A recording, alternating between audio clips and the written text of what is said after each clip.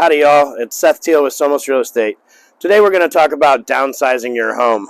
There's a few different reasons why people consider downsizing their home. Most commonly is you're an empty nester. The kids have moved out and gone to college. They've all grown up. You don't have any boomerang kids in the house anymore. Maybe it's time to downsize and not have to worry about such a large home. Another thing is walkability. Sometimes folks, they're sick of the rat race in the suburbs. Maybe they want to have a more walkable neighborhood.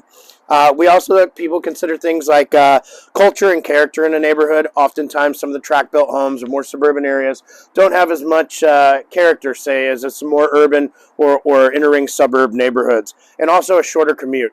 Oftentimes, we get stuck in our cars for hours at a time and getting to and from work, and it's just a waste of our time. So perhaps a shorter commute is something you'd consider. What you need to think about when you're going to be downsizing is likely you're going to have smaller square footage. Will you have space for all your current items? Will you be selling off your stuff or buying new items altogether? Oftentimes people buy a smaller space and realize they don't have enough room for all the items that they currently have. Will you have parking? Oftentimes in more urban areas, you might have driveway parking or carport or on-street parking, but not a dedicated garage or something of that nature. If it is a driveway, is it going to be a tandem parking, or are you going to be side by side? Or again, are you going to be relegated to on-street parking only? And if so, do they have parking permit issues there?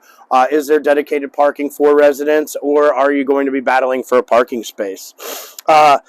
Next thing you want to consider is, are you looking for a new infill home in an existing urban neighborhood or an older, more historic home? Things to consider with older homes is you're probably not used to a pier and beam foundation, which is much different than a slab. These foundations tend to move. You have wood floors that tend to creak. It's just something to consider.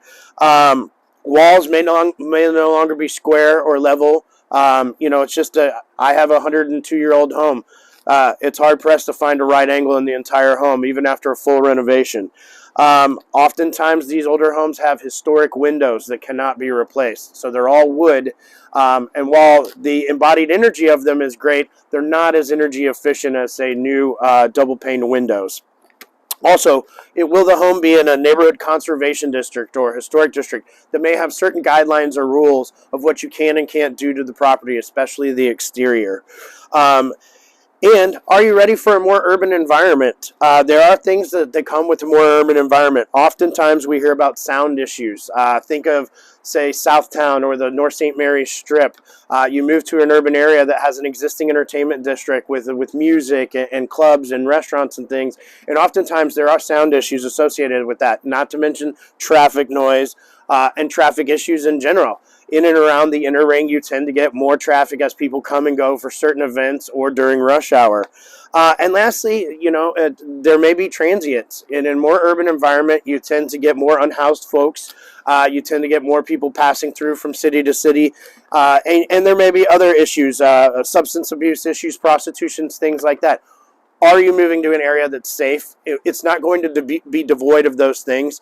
It's definitely something to consider when you're moving from a suburban area, downsizing and moving to a more urban area.